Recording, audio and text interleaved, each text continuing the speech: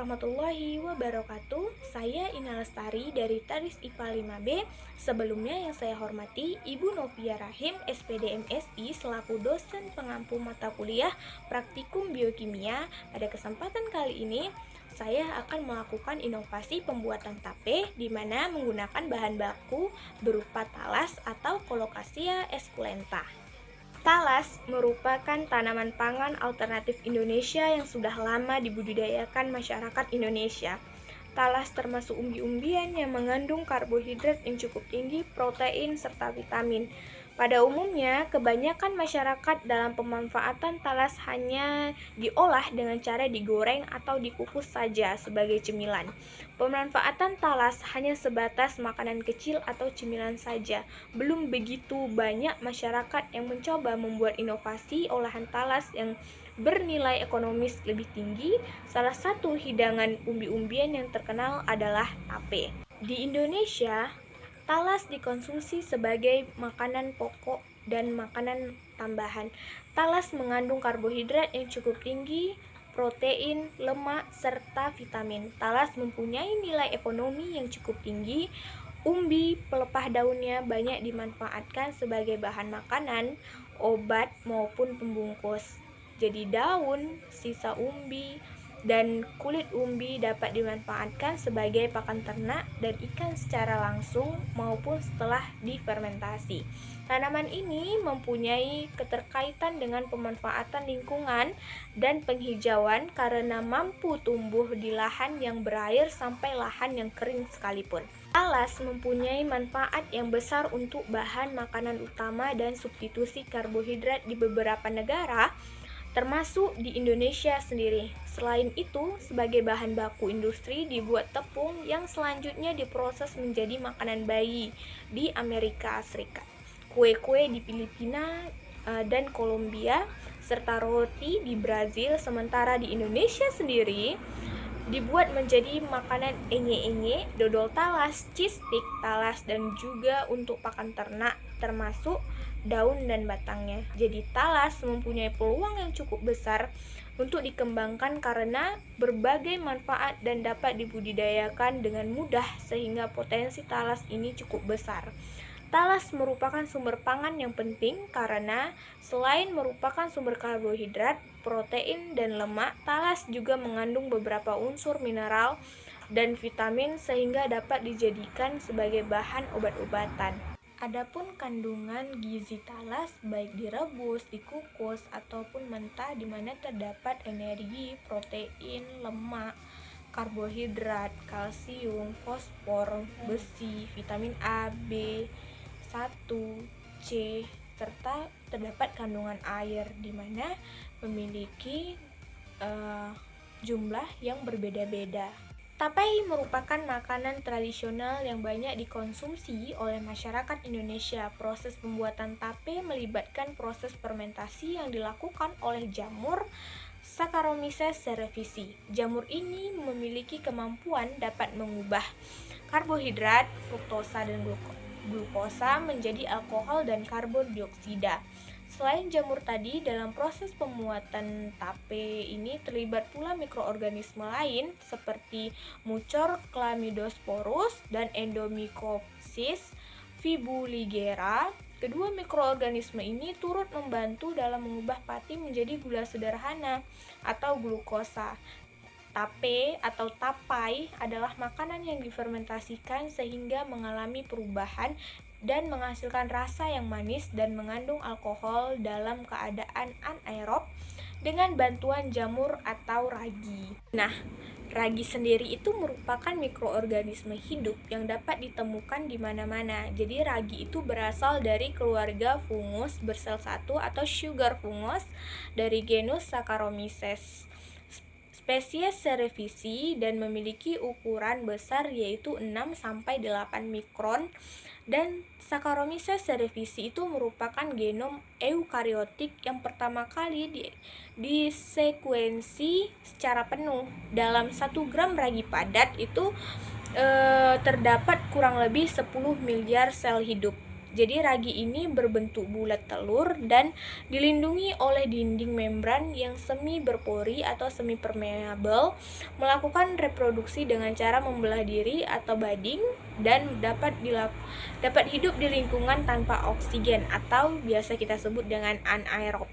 Untuk bertahan hidup sendiri, ragi membutuhkan air, makanan, dan lingkungan yang sesuai. Jadi, bakteri bersel satu ini akan mudah bekerja bila ditambahkan dengan gula dan kondisi suhu yang hangat. Jadi, kandungan karbon dioksida yang dihasilkan akan membuat suatu adonan menjadi mengembang dan berpori-pori.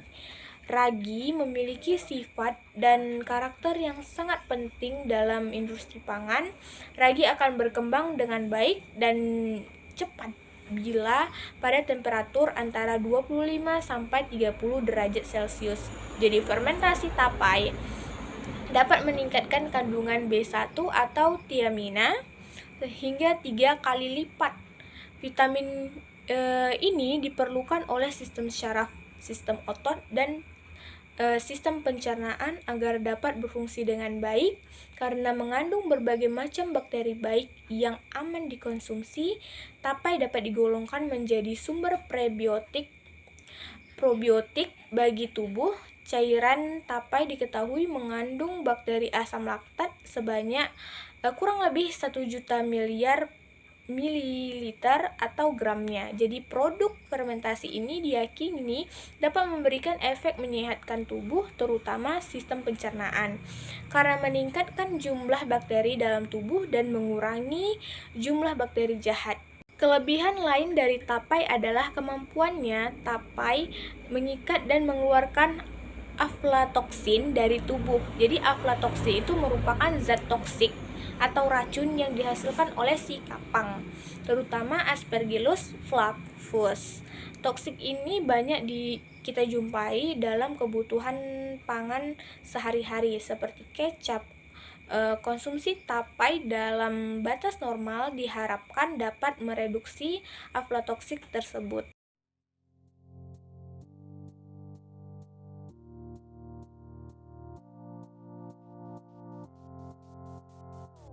Yang pertama yaitu kupas terlebih dahulu keladi yang kita gunakan.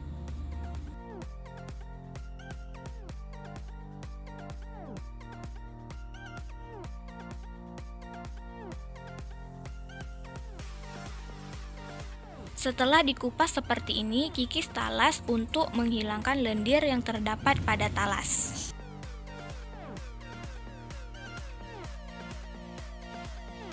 Setelah dikikis, lalu potong talas sesuai dengan keinginan kita.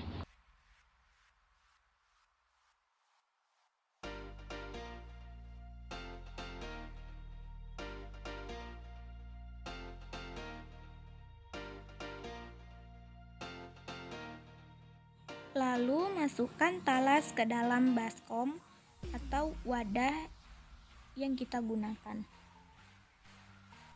Setelah talas tersebut dipotong sesuai dengan keinginan, lalu bersihkan talas tersebut menggunakan air, cuci talas tersebut hingga bersih dan tidak ada lagi lendir yang menempel pada talas yang kita gunakan dalam pembuatan tape.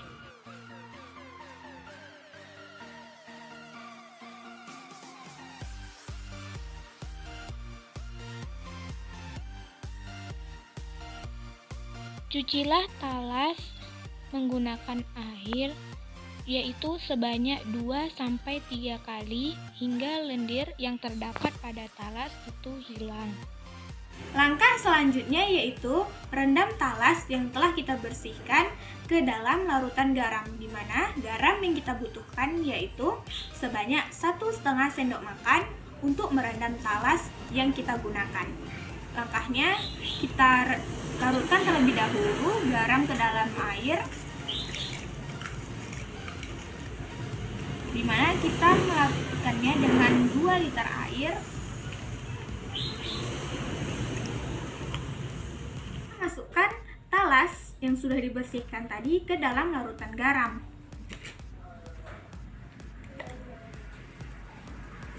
Setelah selesai, maka Waktu yang dibutuhkan untuk merendam keladi yaitu selama 20 menit.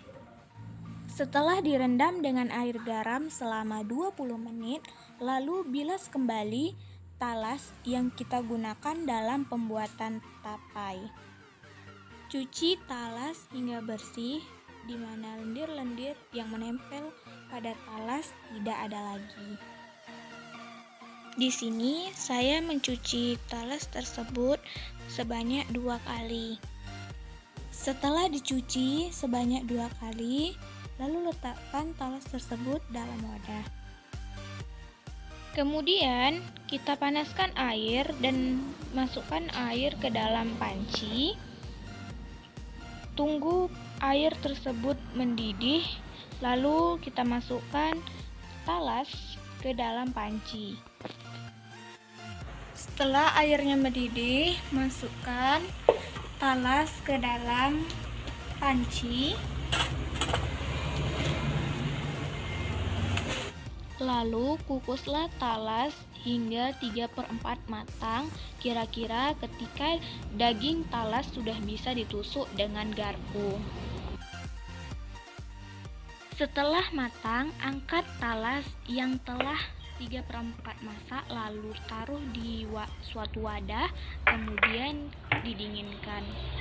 Sementara kita menunggu talas menjadi dingin, terlebih dahulu kita siapkan wadah yang digunakan untuk mengubah talas menjadi tapai, di mana wadah tersebut terdiri dari baskom yang akan kita alasi dengan daun pisang.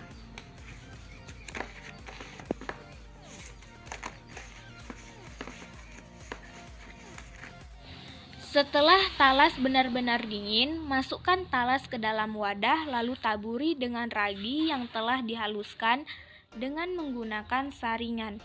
Gunakan ragi secukupnya pada talas yang kita gunakan untuk pembuatan tapai.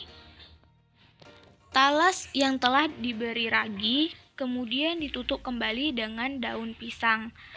Talas ini harus benar-benar tertutup agar mendapatkan hasil yang maksimal.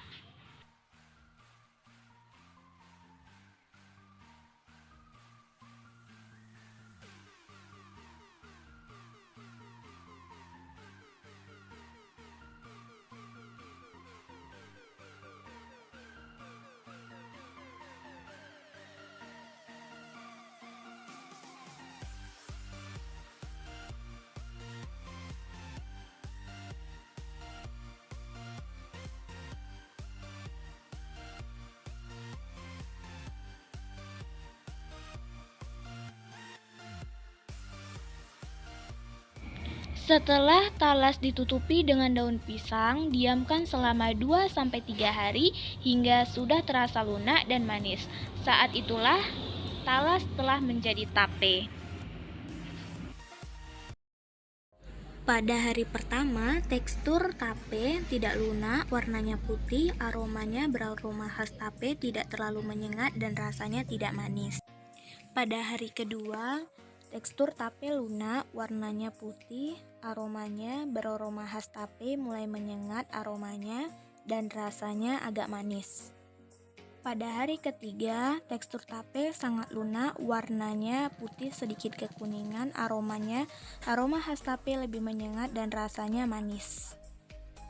Pembuatan tape melibatkan banyak mikroorganisme. Mikroorganisme yang terdapat di dalam tape adalah kapang, Amylomyces rowsi, Mucor sp, Rhizopus sp, Hamir Saccharomycopsis, Fibuligera, Saccharomycopsis malanga, Pichia burtoni, Saccharomyces cerevisiae, dan Candida utilis, serta bakteri Pediococcus sp dan Bacillus sp. Kedua kelompok mikroorganisme tersebut bekerja sama dalam menghasilkan tape. Mikroorganisme dari kapang akan menghasilkan enzim-enzim amilolitik yang akan memecahkan amilum dan bahan dasar menjadi gula-gula yang lebih sederhana atau disakarida dan monosakarida. Jadi proses tersebut sering dinamakan sakarifikasi atau saccharification. yang akan mengubah sebagian gula-gula sederhana tersebut menjadi alkohol. Inilah yang akan menyebabkan aroma alkohol pada tape. Selain itu, semakin lama tape tersebut dibuat, semakin kuat juga alkoholnya. Jadi proses pembuatan tape itu melibatkan proses fermentasi yang akan dilakukan oleh jamur Saccharomyces cerevisiae. Jamur ini memiliki kemampuan dalam mengubah karbohidrat atau fruktosa dan glukosa menjadi alkohol dan karbon dioksida. Selain Saccharomyces cerevisiae, dalam proses pembuatan tape ini terlibat pula mikroorganisme lainnya, yaitu Mucor, Chlamydosporus, dan Endomycopsis fibuligera. Kedua mikroorganisme ini turut mengubah pati menjadi gula sederhana atau glukosa. Nah, jadi fermentasi itu adalah suatu proses produksi energi dalam sel dalam keadaan anaerobik atau tanpa oksigen. Hasil dari eksperimen yang telah dilakukan dengan pembuatan tape menggunakan talas, didapati hasil bahwa tape keladi tersebut menjadi terasa manis. Adapun reaksi kimia yang terjadi dalam proses pembuatan tape yaitu 2C6H10O5N ditambah NH2O maka menghasilkan NC12H22O11, di mana amilum patiamilase matosa. Selanjutnya C12H22O11 ditambah H2O akan menghasilkan 2C6H12O6, di mana maltosa ditambah kemudian maltase akan menghasilkan yang namanya glukosa. Adapun faktor yang dapat menyebabkan pembuatan tape keladi ini dapat berlangsung tidak sempurna, salah satunya adalah peralatan yang kurang higienis dan ragi yang sudah lama atau kadaluarsa. Jadi dan dapat disebabkan juga oleh keladi yang tidak bersih sehingga fermentasi itu tidak sempurna. Jadi kegagalan dalam percobaan, ragi terlalu banyak, wadah tidak tertutup, keladi kurang bersih, ragi yang terlalu banyak menyebabkan rasa tape itu akan menjadi pahit. Sedangkan jika wadah tidak tertutup dapat membuat ragi tidak dapat bereaksi dengan keladi sehingga tape tidak berhasil kita buat. Dan jika keladi yang digunakan tidak dicuci bersih, maka masih terdapat mikroorganisme yang dapat mengganggu proses fermentasi sehingga tape tidak berhasil dibuat. Pada produk fermentasi tape yang dihasilkan menjadi berair. Hal ini karena aktivitas mikroba yang mengeluarkan cairan tersebut. Jadi sebenarnya cairan tersebut itu bukan air, melainkan etanol yang merupakan hasil dari fermentasi asam laktat. Nah, jadi adanya gula menyebabkan mikrobia yang menggunakan sumber karbon gula mampu tumbuh dan menghasilkan yang namanya alkohol. Rasa asam itu timbul karena perlakuan-perlakuan atau proses yang kurang teliti, seperti penambahan ragi yang berlebihan dan penutupan yang kurang rapat pada proses fermentasi. Jadi itu yang dapat memicu kegagalan dalam proses fermentasi tape. Selain itu, rasa asam pada tape dapat terjadi bila fermentasi itu berlangsung terlalu lanjut. Untuk pembuatan tape yang baik, sebenarnya pemberian ragi untuk tape pun harus seimbang. Jadi, agar tape terasa manis dan pas di lidah. Selain itu, proses fermentasinya juga harus diperhatikan lamanya pembuatan tape yang dibuat. Jadi, apabila pemberian raginya berlebihan, maka tape tersebut akan lembek dan terasa asam di lidah. Nah, jadi rasa asamnya ini disebabkan oleh pati yang diubah oleh enzim amilase menjadi gula, sedangkan enzim invertase mengubah menjadi glukosa yang hasilnya akan menjadi alkohol. Jadi apabila prosesnya terlalu lama, maka tape tersebut akan berubah menjadi air yang banyak dan rasa manisnya juga akan berkurang. Nah, jadi karena alkohol yang dihasilkan dalam tape akan menghasilkan asam asetat. Jadi talas yang direndam dalam larutan natrium klorida atau NaCl pada proses pembuatan sebelumnya itu yang kemudian dibilas dengan air bersih itu tujuannya apa? Tujuannya itu untuk menghilangkan kotoran pada talas tersebut Jarum-jarum kristal kalsium oksalat penyebab rasa gatal juga dihilangkan dengan pencucian dan perendaman beberapa kali secara tepat. Adapun faktor yang mempengaruhi pembuatan tape yaitu suhu, keasaman, oksigen, dan juga ragi.